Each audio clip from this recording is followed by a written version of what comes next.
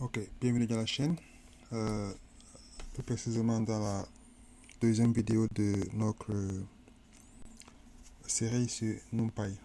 Bon, à la vidéo précédente, on a juste introduit NumPy et on a vu comment créer les tableaux avec NumPy. On a déjà défini ce que c'est. Si vous voulez pour rafraîchir les connaissances, référez-vous à la première vidéo. Bon, aujourd'hui, à la fin de cette vidéo, vous serez capable de changer les formes de tableaux avec Redshift, accéder à des éléments en 1D et multidimensionnels, utiliser l'indexation avancée, les indexations avancées, sélectionner avec des booléens et comprendre les différences cruciales entre vue et copie. Ok, voici en fait le résumé de ce que vous allez voir. Ok, comment en effet changer la forme d'un tableau NumPy. Bon, il existe trois façons en général. La première façon, elle est utilisée avec la méthode .shape. Cette méthode nous permet de donner la forme qu'on veut. Ici, il faut savoir que il faut que la somme totale de tous les éléments du tableau soit un multiple de nombre de lignes, et nombre de nombre de colonnes. Disons par exemple ici nous avons bon, il nous faut au minimum 24 éléments pour pouvoir effectuer cette opération spécifique. Ok. Bon, l'opération .shape. Oh, opération .shape ici. Elle modifie le tableau en place. Donc le nombre d'éléments doit rester identique. L'opération .reshape retourne un nouveau tableau, mais les données sont partagées avec le tableau original, n'est-ce pas? Donc, ce qui fait que modifier un tableau créé avec la méthode de reshape va impacter le tableau d'origine. Et inversement, modifier le tableau d'origine va modifier le tableau créé avec reshape. Okay? Donc on appelle ça vue. Ça va créer une vue. La méthode de Havel permet d'aplatir. Il y a des fois on veut aplatir quand on crée les vecteurs. Oui. On transforme n'importe quel tableau en un tableau unidimensionnel. Donc on aplatit. Cette méthode aussi, les données sont également partagées entre le nouveau tableau et le tableau d'origine. Ok. En ce qui est de l'indexation, nous avons deux types d'indexation. Bon, pas deux types. Nous avons plusieurs types d'indexation. Commençons avec l'indexation 1D, unidimensionnelle. Ici, elle fonctionne un peu comme avec les listes Python. Ok. Bon, on a ce tableau d'origine. Tableau A égale ceci. Si on va voir l'accès à l'élément 0, bon, le premier élément, on met un parenthèse carré 0. Si on va voir le deuxième élément, bon, l'indexation commence de 0 jusqu'à plus l'infini. Ok. Donc pour avoir accès à 1, on aura index 0, 5 c'est l'index 2, 3 c'est l'index 5 c'est l'index 1, 3 c'est l'index 2, et ainsi de suite. Et souvent, on veut effectuer ce qu'on appelle le slicing en anglais, donc découpage. Bon, si je vais avoir les indices 1, 2 et 4, je vais effectuer cette opération. Donc A, 2 à 5. Donc j'aurai l'indice 3, 2, 3 et 4. Si je vais avoir de l'indice 2 jusqu'à l'avant-dernier indice, Bon, je ne l'ai pas fait ici. Ok, c'est pas un problème. Si on va voir le tableau inversé, n'est-ce pas? J'effectue ceci. A, 2 points, 2 points, moins 1. Moins 1 inverse, n'est-ce pas? En fait, moins 1 donne souvent accès au dernier élément. Mais quand on met moins 1, moins 2 points, 2 points, ça veut dire on copie tout et on inverse. Si on va avoir accès à tout le tableau, mais avec seulement chaque deuxième élément. Donc du premier élément, mais chaque deuxième. Voilà, c'est bon. On met le pas, n'est-ce pas? Un élément sur deux. J'effectue ceci. Ici, il va avoir le dernier élément, j'effectue ceci. Donc un peu comme une liste, les tableaux dimensionnels fonctionnent comme ça, pour indexer. Bon, si on veut comparer les tableaux unidimensionnels et les listes, nous avons le broadcasting. Oh, attendez. Une seconde.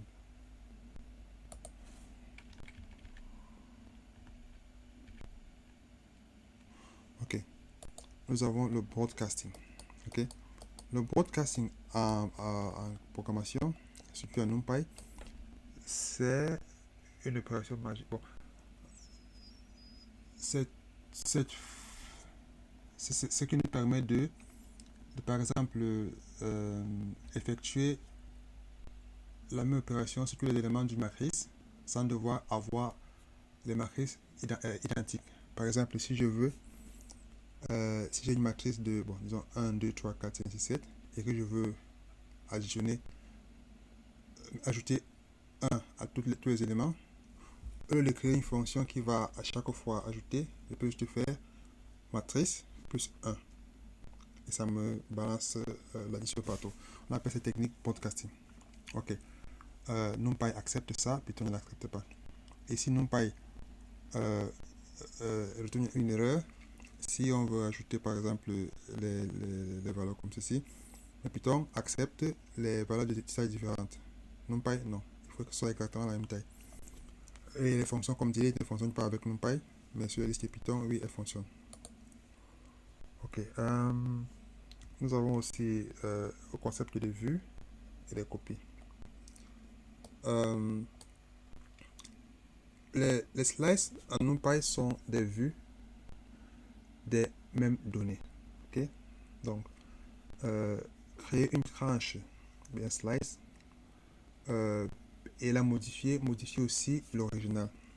Donc, nous avons la tranche A. Par exemple, cette tranche, n'est-ce pas? Cette tranche, n'est-ce pas? Si on la modifie, bon, cette tranche pointe vers le même, fait référence au même espace dans la mémoire, à la même zone de la mémoire. Donc, en modifiant n'importe quel élément dans la tranche, ça va changer l'élément original.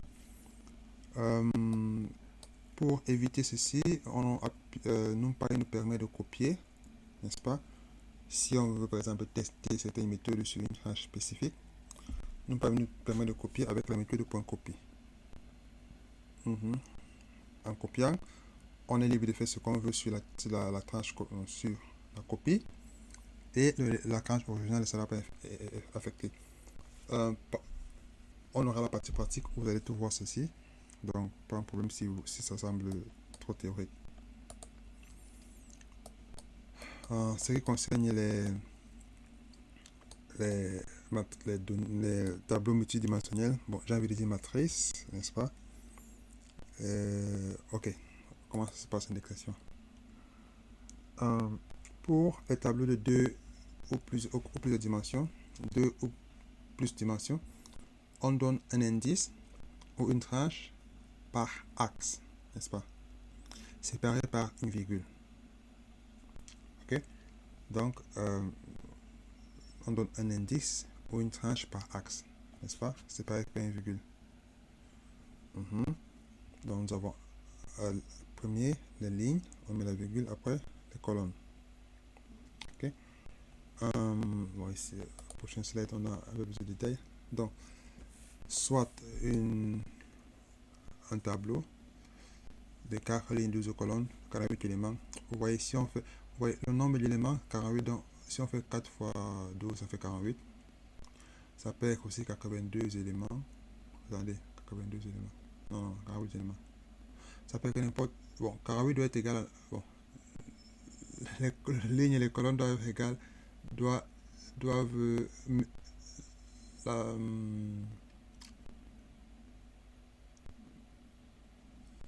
le produit. Voilà. 48 doit être le produit de lignes, nombre de lignes fois et nombre de colonnes. Donc, peu importe les chiffres qu'on met ici, pour que ce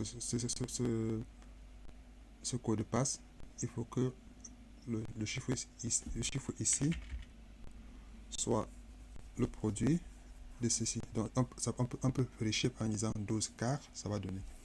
Ok. Si je fais ceci sur un tableau, peu importe le tableau, non, sur un tableau à partir de 2 dimensions, ça va me donner, scalaire veut dire un nombre, n'est-ce pas? Ça va donner le nombre qui est à l'indice 1, l'indice de la ligne 1 et l'indice 2 de la colonne 2, n'est-ce pas? Intersection, un peu comme sur le tableau Excel. On a A1 et B1, je veux comme ça. Bon, ici, on dit ligne 1, copier toute la ligne. Donc, 2 points veut dire copier tout. Ici, copier toute la colonne 1. Donc, à gauche, les lignes, à droite, colonne. Ici, on veut une sommatrice de taille 2 quarts. 2 quarts, pourquoi? Entre 0 et 2, il y a 2. Entre 3 et 7, il y a 4. On veut la sommatrice de 2 quarts. Ici, on veut une sommatrice de taille. Bon, ici, on a 12, n'est-ce pas? Donc, sommatrice de taille 12. Et. Oui. Ah, c'est une sommatrice de taille. Premier, on a une sommatrice de. Une ligne de 12, n'est-ce pas? Et ici, on a.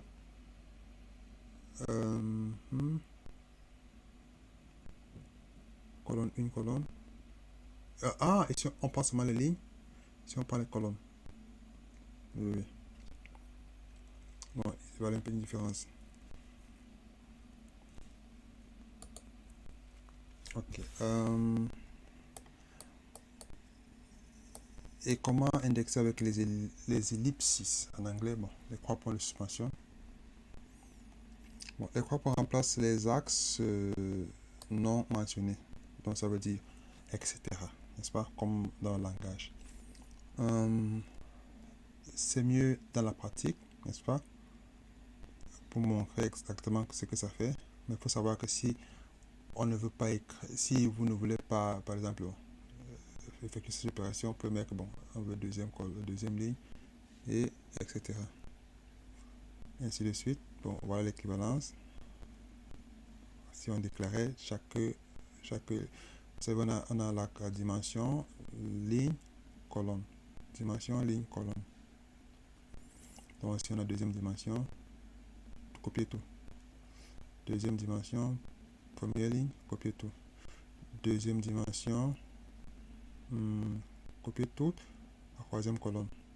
Si on a toutes les dimensions, toutes les lignes, la troisième colonne.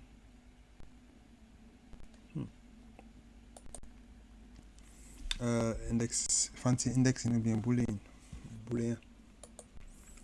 Ok. Pour ce qui est du fancy indexing, n'est-ce pas? Souvent nous voulons, disons comme ici, comment comprendre ceci, n'est-ce pas? Ça nous fancy indexing nous permet de sélectionner une sélection non contiguë en une seule opération. Voilà. Oh mon Dieu. Donc, on a par exemple ici, attendez une seconde.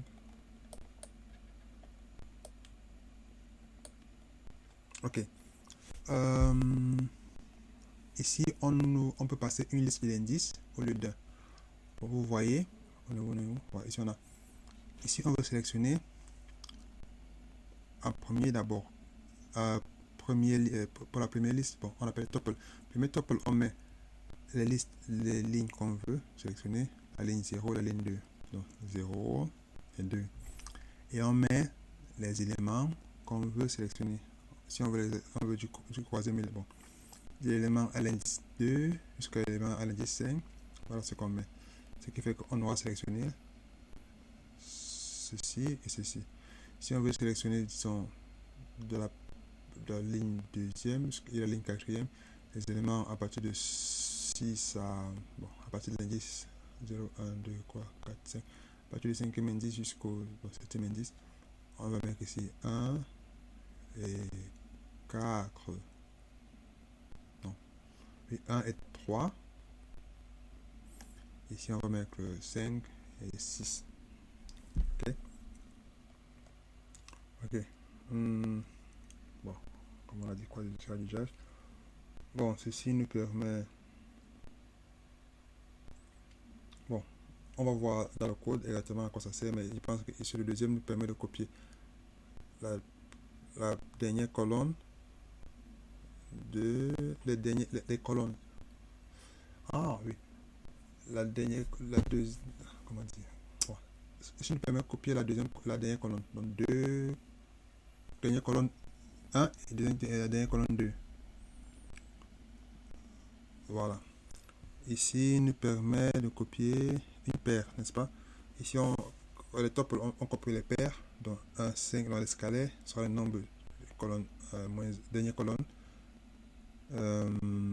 cinquième élément, dernière ligne, cinquième élément, deuxième ligne, neuvième élément. Bref, un tableau 1D à la fin de la donnée. Ici, np.x, méthode x barre de 8 permet de créer les intersections de lignes et de colonnes. Ici, on va créer les conditions. Bon, tu vas les voir dans le code. Maintenant, à ce qui est de l'indexation booléenne, ici, on peut mettre les conditions de création des tableaux. Disons qu'on veut créer un tableau de nombre supérieur à 25, comme ici. On fait juste ici, cette opération, et on est là. Bon, vous voyez dans le détail. Si on veut, par exemple, créer un tableau dont le modulo est égal à un tableau de nombre modulo de 3, voici l'opération. On va créer un tableau de nombre compris entre 10 et 30, exclu. Voilà l'opération. Ici, on veut créer un tableau qui sont inférieurs à 5 ou supérieur à 40, exclu. Donc 5 exclu, 40 exclu. Voici l'opération. Bon. On peut pratiquer. Bon,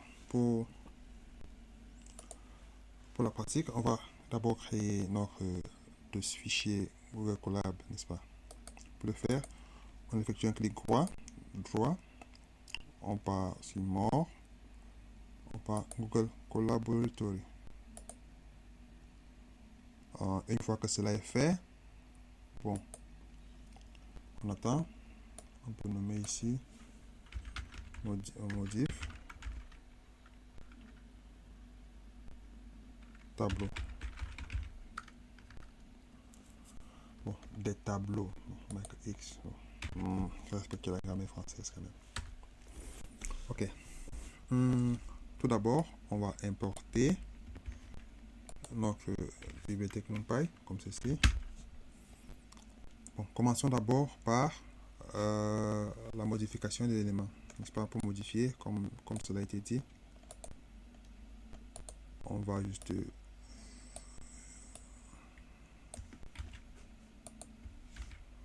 bon, on va d'abord créer un tableau unidimensionnel. On peut voir à quoi ressemble le tableau. 24 chiffres, n'est-ce pas? Non, de 0 à 24, à 23. Bon. Et si je veux changer la forme du tableau, n'est-ce pas? Je peux aussi changer, faire comme ceci.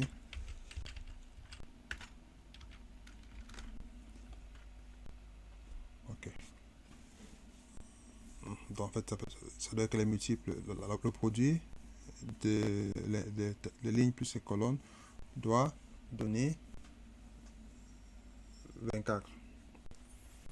Ok. Et qu'est-ce qui se passe si je veux mettre un produit qui ne donne pas 24, par exemple si on a 25, on a une erreur, vous voyez.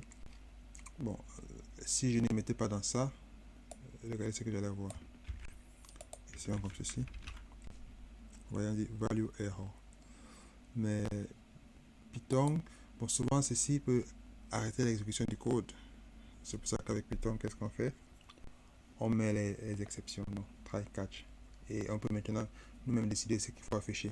N'est-ce pas? On a intercepté l'erreur et on a mis on a imprimé que bon, on ne peut pas faire ceci. Donc on a imprimé l'erreur. Bon, c'est la même erreur que ça, mais seulement qu'ici on a contrôle. Donc ici ça a donné, c'est passé. Ici c'est pas passé. Bon, on va laisser comme ça. C'est souvent bien de faire des erreurs et de voir. Bon, maintenant essayons la méthode de reshape, n'est-ce pas? On va recréer. Et aussi c'est bon. On va. Oui, reshape on va créer. On va d'abord créer ceci.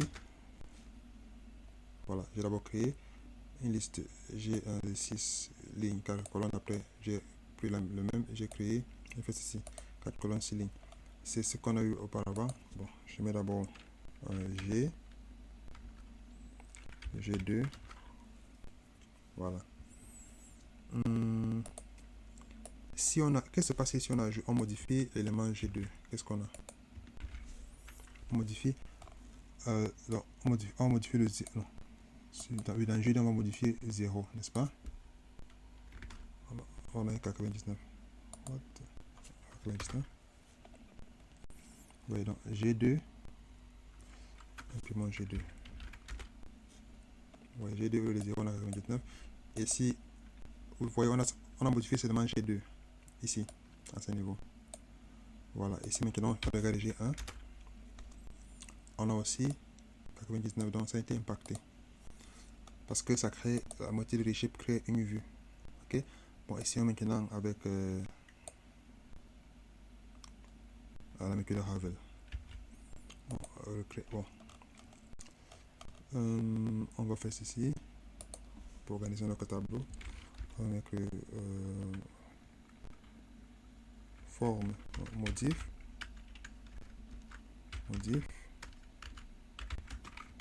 forme. On va ajouter, modifier la forme, on va dire shape.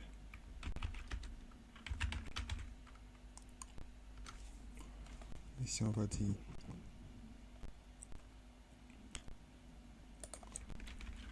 reshape. Ici on va dire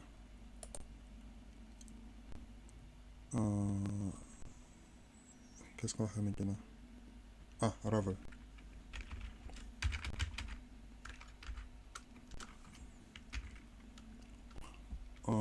Si on exécute le code, on a créé, n'est-ce pas?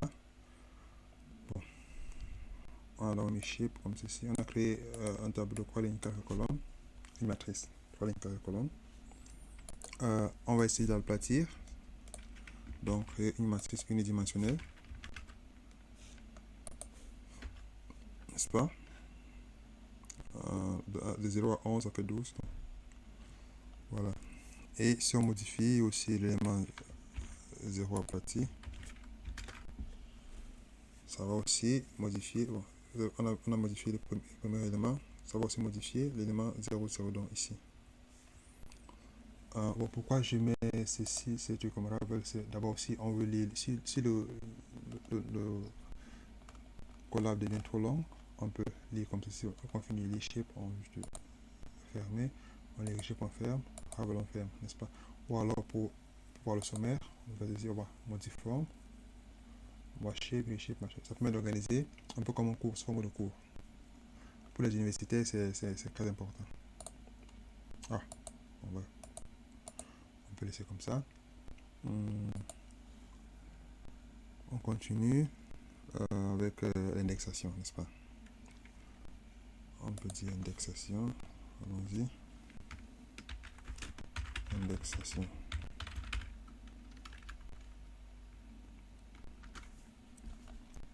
On va dire ind.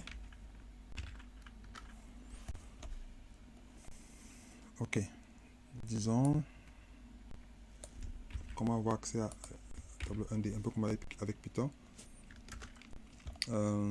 Cette méthode nous permet d'avoir accès à l'élément à l'indice index 3 et le dernier élément à l'indice 2, 3 et 4.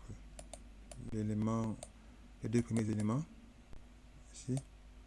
À partir du deuxième, un élément sur deux. Ici, l'inverse. L'arrêt inversé. Le tableau inversé. Ok.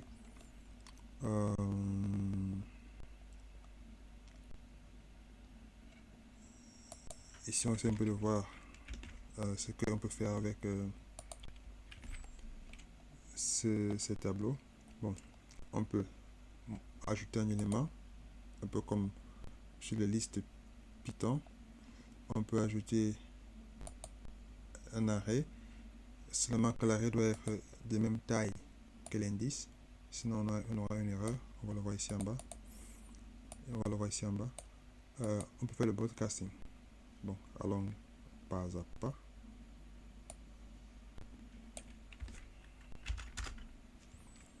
Bon, après, on a cet arrêt. On est passé de ça à ça. Si on essaie de continuer comme ceci. Ouais, le broadcasting, on a juste on va que de moins 2, on va que de 2 à 5, 5e élément, on est moins 1. Et cela, on fait ce qu'on veut. Mais sur les Python, c'est impossible. Attendez. Si on fait le reste.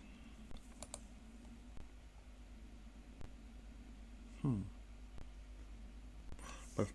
Et si on a tenté d'agrandir, ça n'a pas donné parce que le shape mismatch. Et aussi, si on a essayé de supprimer, et ça n'a pas donné.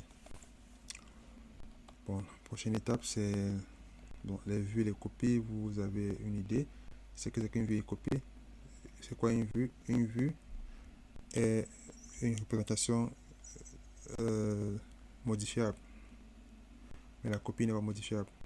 Bon, et si on d'imprimer, d'implémenter, vue, contrôle copie. Bon, c'est pas sans grandir.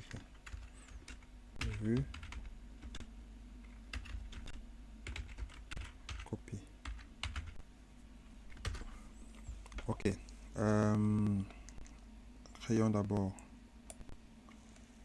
un tableau initial. Donc un tableau d'avant. On va le recréer. Original. Bon, on va créer une vue. On va créer une vue et on va essayer de modifier et voir. Bon, on a déjà fait plusieurs fois, mais on va le répéter. On a créé la tranche vue originale de l'indice 2 au l'indice 6. On a modifié le premier élément de la tranche et on a vu ça a modifié l'original. Si maintenant on modifie l'original, on va voir ça va modifier la vue. Donc un instant, ça modifie la vue, n'est-ce pas? La vue a changé. Maintenant essayons de faire une copie. Qu'est-ce qu'on voit? Modifier la copie ne modifie pas l'original. Ok.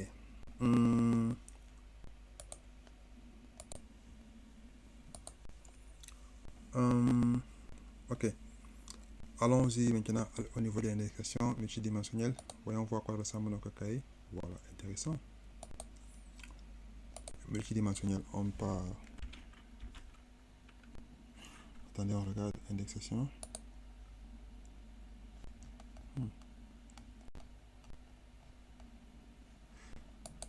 Ah, oh, désolé. Ici, on donne avec le chiffre. Voilà, et vue dans donc être aussi indexé. Bon, on va faire qu'on va mettre vue dans ND. Et ici, on va mettre 2, D et plus.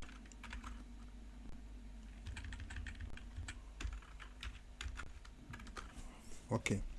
Bon, commençons par déclarer. On va déclarer et faire les indexations. On va d'abord créer un array de 4 lignes, 2 colonnes. Bon, on a la forme. Voilà ce qu'on a. Je veux l'élément qui est à la première ligne, n'est-ce pas? Et indice 2 de la première ligne. 0, 1, 2. Non. Indice 2 de la deuxième ligne. La ligne qui est à l'indice 2 et la colonne. Bon. Les lignes, n'est-ce pas, sont aussi indexées. Donc on a ligne à l'indice 0, ligne à l'indice 1 et ligne à l'indice 3. On veut ligne à l'indice 1 et le nombre, l'intersection qui a la colonne à l'indice 2. Donc ceci, ça fait 14. On veut ligne à l'indice 1, on copie tout, on fait ceci. On veut colonne à l'indice 1, on copie tout, ça fait ceci, 11, 13, 25, 35, 37. Ici, bon, c'est un peu tricky. On veut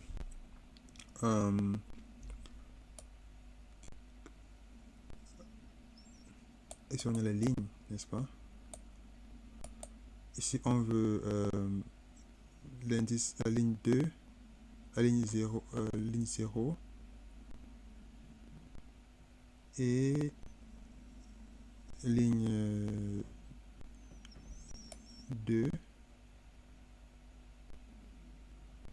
ligne 0 et ligne 2 exclue, donc indice 0, 1 et les chiffres qui sont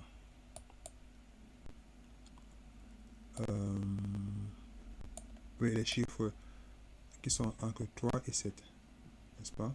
0, 0, 1, 2, 3. Donc ici on veut ligne 0 jusqu'à 1, mais jusqu'à 2, mais 2 est exclu. L'indice 2 est exclu. Voilà.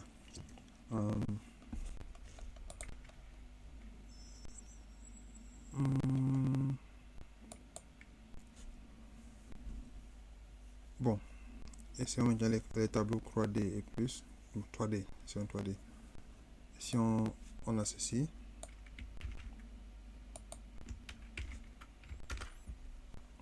bon, si vous, c'est difficile de comprendre, vous voyez comment ça change. On a voilà, on a ceci, ok. Si on effectue cette opération, qu'est-ce que ça donne? Ça donne le chiffre 49. Le chiffre 49 est à quel niveau?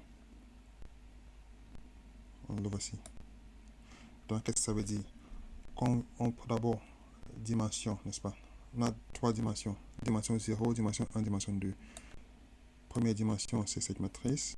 Deuxième dimension, c'est cette matrice. Et troisième dimension, c'est cette matrice. Maintenant, une fois qu'on est ici, on veut la ligne à l'indice 1, donc indice 0, indice 1, quatrième élément 0, 1, 2, 3, 4. C'est simple. Bon, c'est pas simple, mais c'est comme ça qu'on lit. Ici, vous devriez déjà le comprendre. On a dimension 2, dimension de l'indice 2, donc ceci. Tous les éléments de troisième colonne. La troisième colonne, oui, la colonne à l'indice 3. 43, 48, 53, 58, n'est-ce pas? On a quoi d'autre? Bon, essayons ça. Le principe est déjà accompli. Ceci, on a... Bon, ici on s'arrête à la ligne. Donc, on n'a pas mis la colonne. Donc, dimension et ligne. Donc, ceci. Si on met... Disons, mettons une colonne peut-être que 2. Oui, on a un chiffre. Bon. Les points de suspension. Disons, les points de suspension. On met ceci. On deux.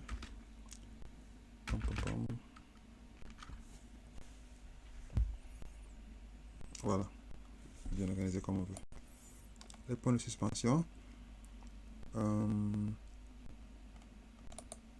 va commencer par créer encore un tableau. On regarde les équivalences. Bon, on va d'abord voir à quoi est égal à C, n'est-ce pas? Est égal à ça, le tableau précédent. Bon, on va faire C. C c'est quoi? C 2 et tout, ça veut dire dimension 2, dimension à l'indice 2. On copie tout. Donc ceci. Ici, dimension à l'indice 2, ligne de la dimension, ligne à l'indice 1, on copie tout. N'est-ce pas? Ça nous donne, voilà, 5 chiffres. On va donner la ligne, ceci. Un peu comme on l'a fait ici. Ah, non, c'est pas là. La ligne c'est 45, 46, 47. On veut dimension à l'indice 2. Copier tout. Toute la colonne de l'indice qui est l'indice 3. Dimension à l'indice 2. Donc ça. Copier toute la colonne de l'indice 3. 0, 1, 2, 3. 43, 48, 55, 43, 58. Et ici, dernier. Copier tout. La ligne.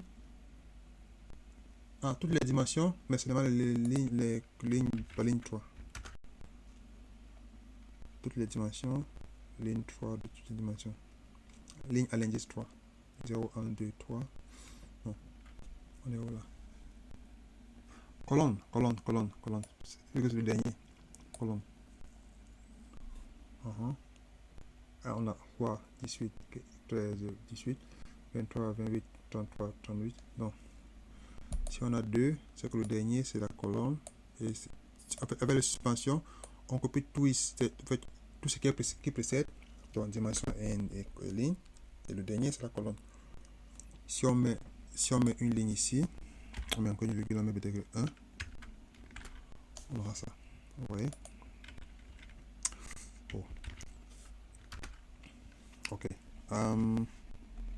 Fancy indexation. Ok. Fancy.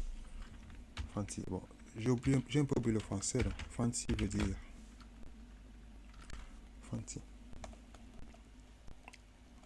fancy. Bon, si quelqu'un sait ce que veut dire fancy en français, qui me rappelle. Je parle français seulement sur YouTube en passant. Donc, fancy indexing. B est égal à NP arrange. Bon, on crée comme d'habitude, on s'est déjà créé. Vous voyez, on peut enchaîner les méthodes avec NumPy. On crée, on reshape une fois. Bon, disons, voici B, n'est-ce pas?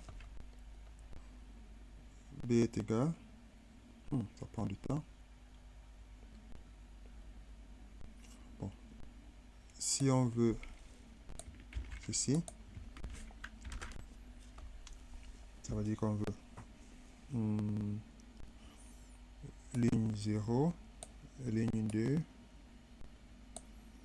du deuxième de l'élément à l'indice 2, 0, 1, 2, ici, bon, ces éléments, et ces éléments. Voilà. Si on peut répéter les colonnes, n'est-ce pas? On a ceci. On veut, bon,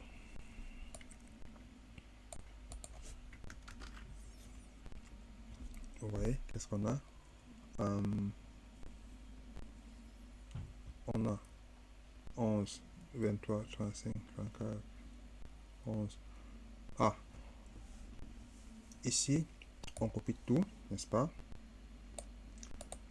Toute la première colonne. Non, la dernière colonne, donc, colonne moins 1. La deuxième colonne. Donc, bon, colonne à l'indice 2, 2, 14, 26, 30, 38. Et encore la première colonne, n'est-ce pas? Donc, si je veux, disons que je veux la première colonne, la dernière colonne, je mets moins 1. Encore et encore et encore. Je veux l'avant-avant-dernier. Bon. L'avant-avant-dernière, l'avant-dernière et la dernière. C'est ceci. Ok, donc on copie tout. Ici, on a les lignes. Ici, on a les colonnes. Ok. Bon, si on veut les coordonnées précises, n'est-ce pas? Voici la magie avec NumPy ici. On veut les coordonnées précises. Vous voyez, avec Python, on ne frôle même pas les arrêts multidimensionnels parce qu'on sait que si quelqu'un veut s'aventurer dessus, il y a NumPy. Bon, ici il y a un peu, ça fait mal à la tête. Ici on veut les trucs précis. Bon, on a B, n'est-ce pas? Quoi est égal à quoi B? La tête chauffe. Ah non, non. B est égal à. Attendez. B est égal à. Voilà, B est égal à ça. Ici on a indice 1, moins dernière ligne. 41.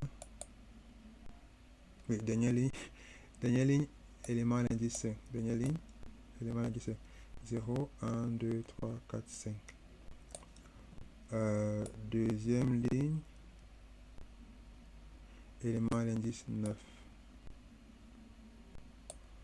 Là, c'est ici. Donc, c'est comme ça qu'on lit. C'est comme ça qu'on lit, ainsi de suite. Pour ce qui est de l'indexation booléenne, disons, on va mettre ici. Booléenne, bon, pas boule comme booléenne, le diminutif. C'est de ça que je parle. Bon. Ou bien la boule de cristal aussi. Voilà. On va créer des données, n'est-ce pas? Bon. On veut une ligne. Bon, on va masquer la ligne. On veut, ici on dit, on veut la ligne 0. On ne veut pas la ligne 2. On ne veut pas la ligne 1. On veut la ligne 2 et pas la ligne 3, n'est-ce pas? Donc on aura ceci, sachant que B est égal à ça. N'est-ce pas? On veut toute la ligne C et la ligne C, pas la deuxième et la troisième. Bon, parfois aussi on veut un nombre supérieur à 25, n'est-ce pas? On peut aussi vouloir le nombre dans le modulo de 3 est égal à 1. Donc, si on dit par exemple 1 modulo de 3, on a 1. Ici, on prend par exemple 8 modulo de 3, on a 2. Bon, le modulo, c'est le reste, n'est-ce pas? Si on fait une division des entiers, qu'est-ce qui va rester? N'est-ce pas? On voit que si on divise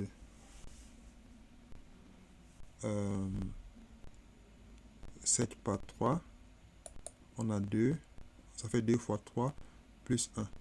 Si on multiplie, si on fait 3 fois 3 plus 1, ça fait 10. 3 fois 4 plus 1, ça fait 13, et ainsi de suite jusqu'à 46. 3 fois 15 plus 1. Ok. Bon, comment utiliser NPX? NPX est barre de 8. On va mettre le chiffre, c'est que c'est ici. Bon, on va rendre ça un peu comme un code, n'est-ce pas? On va enrouler avec. Voilà. Et ici, qu'est-ce qu'on voit? Voilà.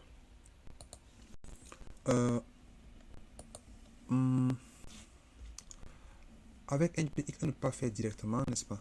On ne peut pas, par exemple, que dire?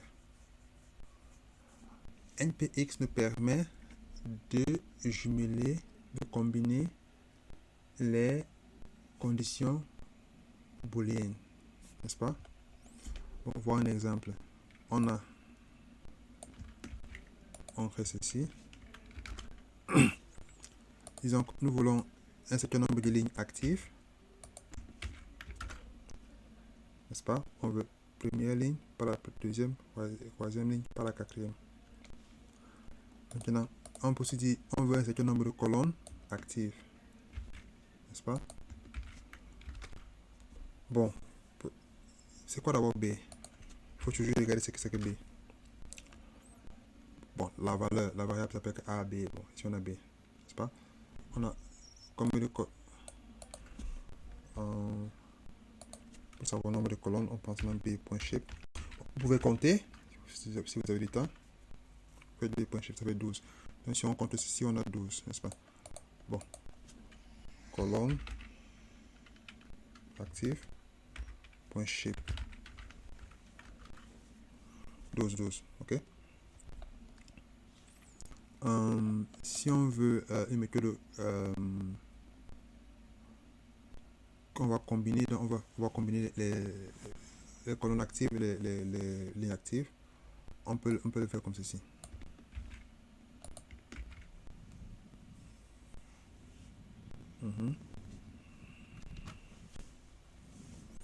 N'est-ce pas? Donc à chaque fois que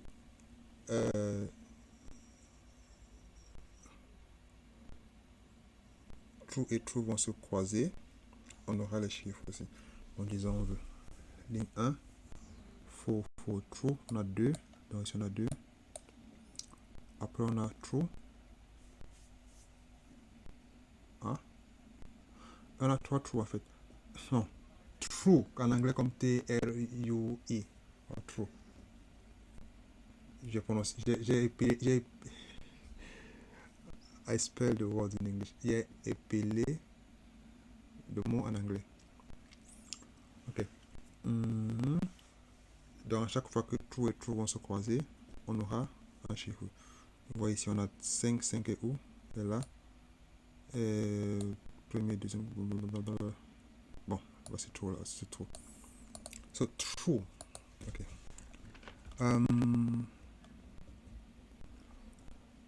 Je pense que c'est bon. Bon, on peut aussi essayer d'utiliser nos combinaisons avec, par exemple, AND, par exemple.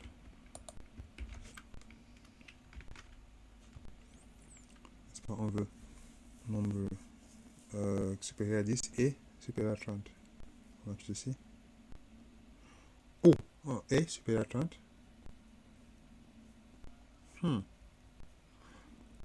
Non. Voilà, un que 10 c'est 30. Non. Supérieur à 10 et inférieur, pas supérieur. Oh my god. Inférieur à 30. J'ai mal lu. Les yeux sont fatigués. Il est 2 heures du matin. Non, il n'est pas 2 heures du matin. Il est. Bon. Là, il est manque en retard.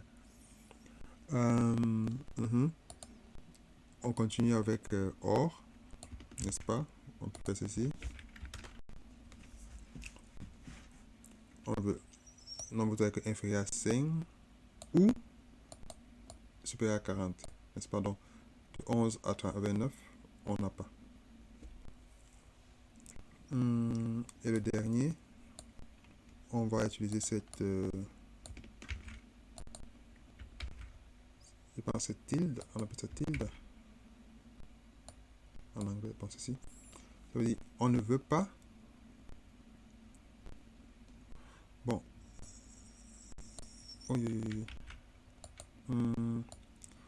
Modulo de 5.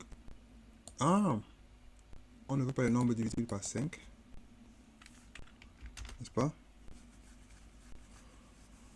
Modulo veut dire, bon, modulo va donner bon, pour prouver si un nombre est divisible par un nombre, n'est-ce pas? Avec Python, en langage de programmation, souvent on utilise le modulo. Si un nombre est divisible par un autre nombre, n'est-ce pas? Le reste sera égal à 0. Donc, si on a ce calcul, n'est-ce pas? Égal à 0, ça veut dire que si c'est true, c'est que le nombre est divisible. Si y a un reste, c'est que c'est pas divisible. Donc, comme vous pouvez le voir, rien ici n'est divisible par 0. Un petit récapitulatif de ce qu'on a vu aujourd'hui.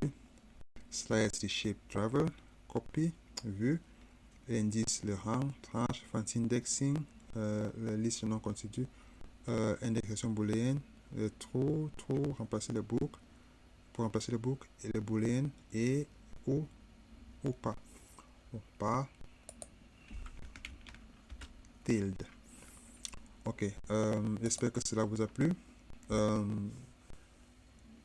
Abonnez-vous pour la suite. La suite, on va parler des opérations mathématiques vectorisées, le broadcasting en détail et l'algèbre linéaire avec Python. Ne fuyez pas parce que vous avez entendu algèbre linéaire.